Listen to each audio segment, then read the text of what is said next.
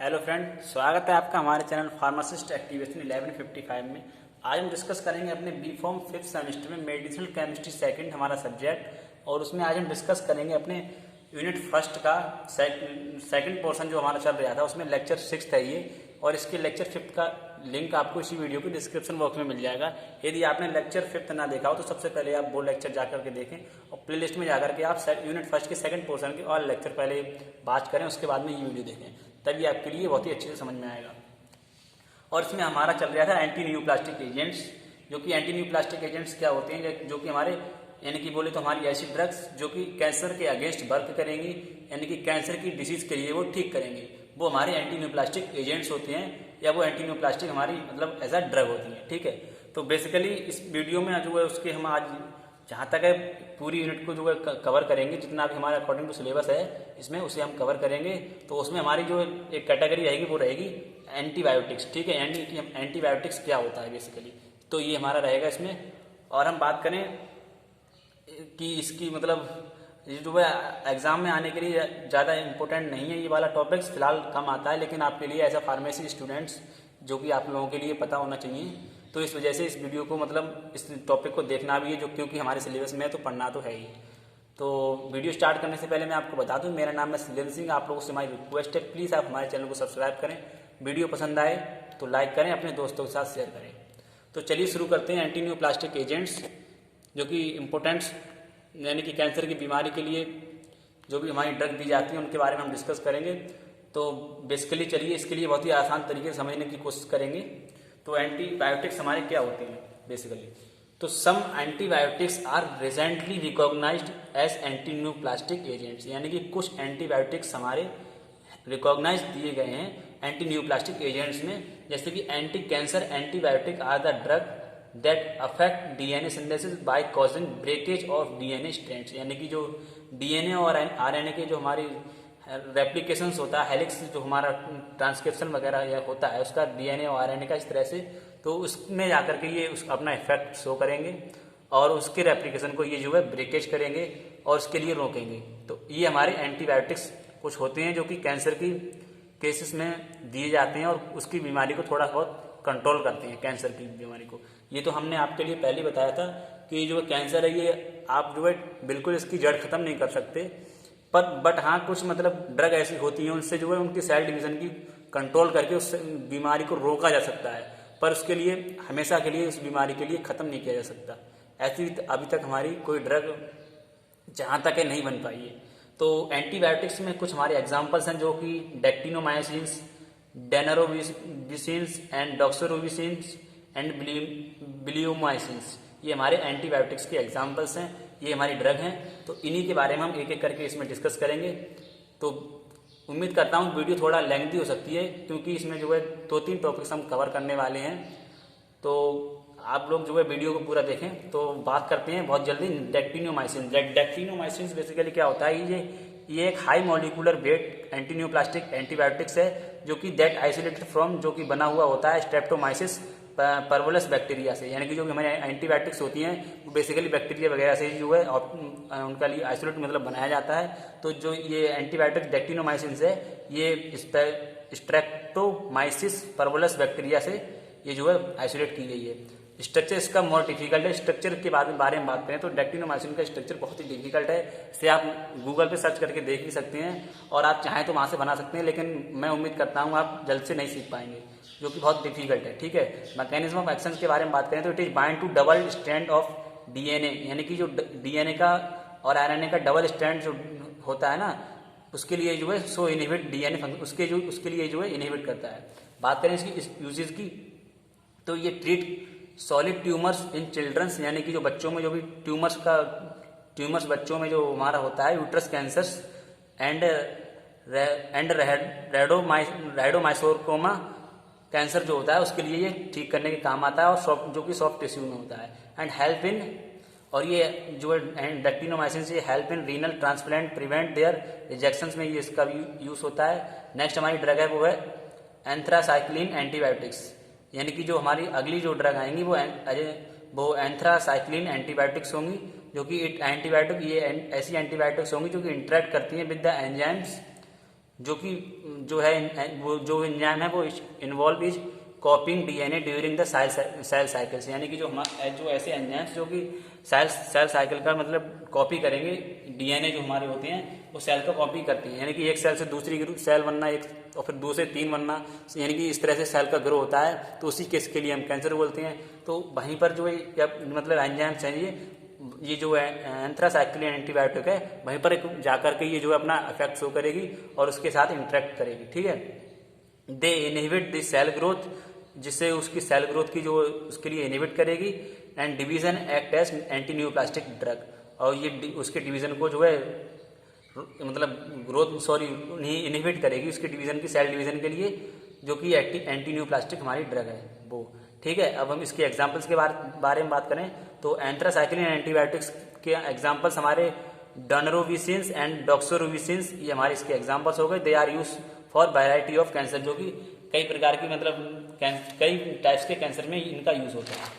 Next हम बात करें इसके स्ट्रक्चर की, तो स्ट्रक्चर इसका डोनरोविसिन्स का एंड डॉक्सोरोविसिन्स का दोनों का बिल्कुल सेम है, बट इतना सा डिफरेंस है। जो डोनरोविसिन का स्ट्रक्चर होगा वहां पर ये आर की जगह एच जुड़ा हुआ होगा, एंड डॉक्सोरोविसिन का जो स्ट्रक्चर होगा वहां पर ये आर की जगह ओएच ग्रुप जुड़ा हुआ होगा। बस इतना सा डिफरेंस है इन दोनों के स्ट्रक्चर में। बाकी डोनरोविसिन एंड डॉक्सोरोविसिन का दोनों का स्ट्रक्चर बेसिकली सेम है। ठीक है, बस इतना सा डिफरेंस है। डोनरोविसिन में आर की जगह एच जुड़ा हुआ होगा, एंड डॉक्सोरोविसिन में इस आर की जगह पर ओएच ग्रुप जुड़ा हुआ होगा। बात करते हैं डोनरोविसिन होता क्या है, तो this anti cancer antibiotic obtain from, यानी कि ये जो एंटी कैंसर एंटीबायोटिक्स है ये ऑब्टेन की जाती है स्ट्रेप्टोमाइसिस फ्यूसाइटियस एंड स्ट्रेप्टोमाइसिस कोरिलोरुबिडियसिस के लिए जो है ऑब्टेन किया जाता है। एंड मैकेनिज्म ऑफ एक्शंस के बारे में बात करें तो इट इंटरेक्ट विद टोपोआइसोमरेज, जो हमारा टोपोआइसोमरेज एंजाइम्स होता है, topoisomerase second enzymes, and inhibit DNA transcription में, और डीएनए में जो ट्रांसक्रिप्शन होता है उसके लिए जो है इनहिबिट करता है। यूजेस के बारे में बात करें तो it is use to treat myeloid leukaemia and lymphocytic leukaemia में इसका जो है यूज करते हैं। जो हमारा मतलब इसमें कैंसर होता है मायोलाइट ल्यूकोमिया में एंड लिम्फोलाइटिक ल्यूकोमिया में जो कैंसर होता है उसके लिए ठीक करने के काम आता है। And it is use to treat sarcoma and solid organ cancer, यानी कि कोई हमारा सार्कोमा एंड सॉलिड ऑर्गन में कैंसर हो तो वहां पर भी हम इसका यूज करते हैं। नेक्स्ट हमारी जो ड्रग है डॉक्सोरोविसिन्स, ये तो उसका मैकेनिज्म ऑफ एक्शन सेम है डोनरोविसिन्स की तरह, बिल्कुल सेम है। यूजेस के बारे में बात करें तो इसका यूजेस जो है ट्रीट वेरियस कैंसर लाइक जैसे कि breast lymphoma, bladder cancer, sarcoma and acute lymphocytic leukaemia में इसका यूज होता है। यहाँ पर इनका मतलब कैंसर हो इन पार्ट्स में तो वहां पर इसका यूज होता है। नेक्स्ट हमारी अकॉर्डिंग टू सिलेबस जो ड्रग है वो हमारी है ब्लियोमाइसिन्स। तो ब्लियोमाइसिन्स बेसिकली क्या होता है, it is A glycopeptides anti neoplastic antibiotics है, यानी कि ये जो है एक ग्लाइकोपेप्टाइड्स एंटी न्यूप्लास्टिक एंटीबायोटिक्स है जो कि ऑब्टेन की जाती है फ्रॉम स्ट्रेप्टोमाइसिस बैक्टीरियलस से। ये जो हमारा एक एंजाइम होता है जो कि स्ट्रेप्टोमाइसिस बैक्टीरियलस है, वहां से इसके लिए जो है ऑब्टेन किया जाता है। स्ट्रक्चर के बारे में बात करें तो इसका जो स्ट्रक्चर है वो बहुत ही डिफिकल्ट है, वेरी हार्ड डिफिकल्ट, यानी कि बहुत ज़्यादा डिफिकल्ट स्ट्रक्चर है। इसे आप चाहो तो गूगल से सर्च करके देख सकते हो, जो कि आप चाहो तो बना सकते हो। वैसे मैं उम्मीद करता हूँ आप उसके लिए बना लेंगे कॉपी में, पर आप सीख करके एग्जाम में अगर ये आ जाएगा तो आप उसके स्ट्रक्चर को बना नहीं पाएंगे क्योंकि बहुत डिफिकल्ट है। तो वैसे ये जो टॉपिक्स है हमारा ये ज़्यादा इंपॉर्टेंस है, एग्जाम में ज़्यादा इंपॉर्टेंस नहीं है, एग्जाम में ये जो है बहुत कम आता है। नेक्स्ट हम बात करते हैं मैकेनिज्म ऑफ एक्शंस की। ब्लियोमाइसिन्स का मैकेनिज्म ऑफ एक्शंस क्या होता है, तो it is bind to DNA and make cleavage in double strands, यानी कि डीएनए का क्लीवेज होता है उसमें डबल स्ट्रैंड होता है, वहां पर ये जो जाकर के बाइंड होता है by forming complex with iron that reduce molecular oxygen to sulfoxides and hydroxide radicals. उसके लिए मतलब हाइड्रोक्साइड जो रेडिकल्स होता है वहां पर उसके साथ जो है उसको मतलब रिड्यूस कर देता है विद आयरन के लिए, दैट जो कि वो रिड्यूस करता है मॉलिकुलर ऑक्सीजन के लिए, मॉलिकुलर ऑक्सीजन से सल्फॉक्साइड एंड हाइड्रोक्साइड रेडिकल्स में ये जो है उसके लिए जाकर के रिड्यूस करता है। ये इस तरह का इसका मैकेनिज्म ऑफ एक्शन होता है। बात करें इसके यूजेस के बारे में तो इसका uses it is use to treat cancer of neck, जैसे कि नेक में कैंसर हो तो वहां पर भी इसका यूज होता है। एंड हेड में कैंसर हो वहां पर cervix, vulva and penis. Also use germ cells tumours of testis and ovaries में हमारा कैंसर हो तो वहाँ पर इसका यूज़ होता है। एंड हॉटकिंस डिसीज कुछ हमारी जैसे कि कैंसर ऑफ लिम्फेटिक सिस्टम में यदि हमारा कैंसर हो तो वहाँ पर हम इसका यूज़ करते हैं।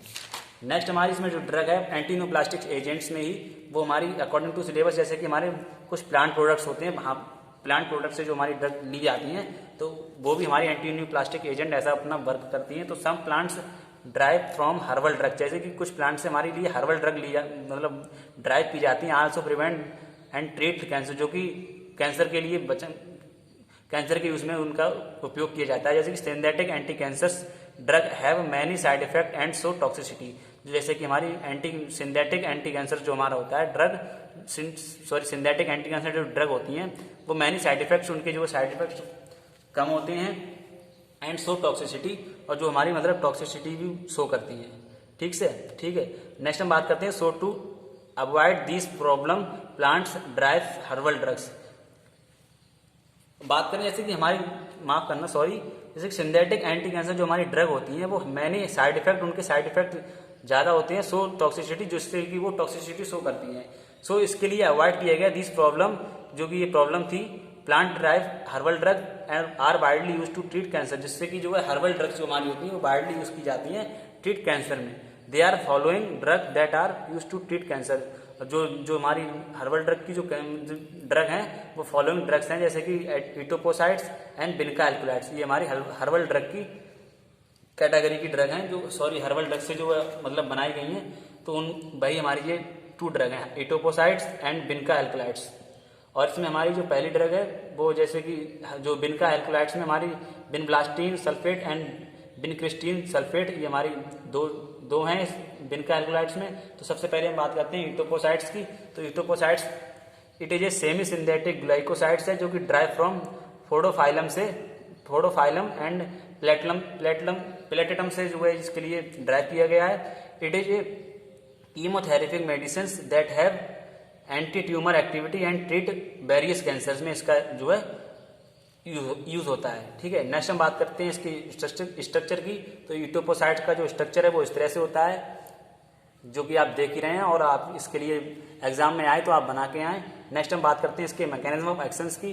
तो इसका mechanism of action, it form complex with topoisomerase second enzyme and break double strand of DNA. यहाँ इस तरह से इसका मैकेनिज्म ऑफ एक्शन होता है। सो जो डीएनए होता है उसकी सिंथेसिस स्टॉप हो जाती है और सेल की डेथ हो जाती है, जिससे कि हमारा कैंसर है वो कंट्रोल हो जाता है। यूजेस के बारे में बात करें तो use to treat lung testicular cancer में इसका यूज होता है एंड ल्यूकोमिया में इसका यूज होता है। And it is use to treat various sarcoma and lymphoma में इसका यूज होता है। एंड बिनका एल्कुलाइड्स जो हमारी ड्रग्स है इसी अकॉर्डिंग टू सिलेबस वो हमारी these alkaloids are isolated from Vinca rosea Linn genus and Catharanthus roseus से इसके लिए जो है ये बनाया जाता है। नेक्स्ट इसकी फैमिली जो है एपोसाइनेसेस है। They are 2 most commonly use alkaloids, जो कि हमारी मोस्ट कॉमनली यूज की जाती हैं एल्कुलाइड्स वो 2 टाइप्स की होती हैं, जैसे कि बिनक्रिस्टीन एंड बिनब्लास्टीन। और ये जो हमारी बिनका एल्कुलाइड्स जो ड्रग है वो आपके लिए जो फार्माकोग्नोसी के सब्जेक्ट में मिल जाएगी, वहाँ पर आपने पढ़ी भी होगी, और नहीं पढ़ी होगी तो आने वाले जो हमारे जो 5th सेमेस्टर चल रहा है इसमें आपके लिए पढ़ने को भी मिलेगी। तो बात करते हैं बिनक्रिस्टीन सल्फेट के बारे में। तो बिनक्रिस्टीन जो हमारा सल्फेट होता है it is an antineoplastic agent है, जो कि obtain from Vinca rosea Linn plant से जो है इसके लिए ऑब्टेन किया गया है। मैकेनिज्म ऑफ एक्शन के बारे में बात करें तो it is bind specially with tubulin में, ये जो जाकर के बाइंड ट्यूबुलिन जो प्रोटीन्स होता है वहाँ पर जाकर के ये जो बाइंड होता है, जो कि प्रेजेंट होता है in the microtubules of cells में, और उसके लिए जो है ब्लॉक कर देता है एंड ब्लॉक सेल डिवीजन, और सेल डिवीजन को भी ये ब्लॉक करता है, जो कि माइटोसिस में होता है। यूजेस के बारे में बात करें तो बिनक्रिस्टीन सल्फेट का जो यूज होता है वो ट्रीट ब्रेस्ट कैंसर एंड हार्टकिन जो डिसीज होती है वहाँ पर ही इसका यूज होता है। एंड लिम्फोसाइटिक ल्यूकोमिया में इसका यूज होता है। And also use in the treatment of testicular tumours and mycosis fungoides में इसका यूज होता है। एंड बिनब्लास्टीन सल्फेट का जो बारे में बात करें तो बिनब्लास्टीन सल्फेट जो हमारी इसकी बिनका एल्कुलाइड्स की कैटेगरी में ही है। तो इसका जो सेकंड टाइप है वो है बिनब्लास्टीन सल्फेट। तो बिनब्लास्टीन सल्फेट जो हमारी क्या होती है basically, it also act as antineoplastic agents होती है हमारी ये जो है, and obtain from Vinca rosea Linn से इसके लिए जो ऑब्टेन किया जाता है। बात करें इसके मैकेनिज्म ऑफ एक्शंस की तो मैकेनिज्म ऑफ एक्शन इसका सेम बिफोर ड्रग्स, यानी कि जो हमारी पहले वाली ड्रग है उनकी तरह ही इसका मैकेनिज्म ऑफ एक्शन है। एंड यूजेज भी इसका सेम है, जो कि विनक्रिस्टीन की तरह है, यानी कि जो विनक्रिस्टीन जो हमारी ड्रग थी उसकी तरह इसका जो है यूजेज वगैरह सेम है, ठीक है। जो कि ऊपर वाली हमारी है विनक्रिस्टीन सल्फेट, इसकी तरह इसका मतलब मैकेनिज्म ऑफ एक्शन और यूज इन दोनों के सेम ही है। और हम बात कर यहीं पर जो है इस वीडियो को समाप्त करते हैं, क्योंकि वीडियो ज़्यादा लेंथी होने वाली है और इसका जो है एक छोटा सा टॉपिक बचा हुआ है वो इसके लास्ट वीडियो में देख लेंगे वो, क्योंकि वीडियो बहुत लेंथी होने वाली है। और तब तक के लिए आप गुड बाय, मिलते हैं जल्दी नेक्स्ट वीडियो में और उस टॉपिक के साथ। Thank you.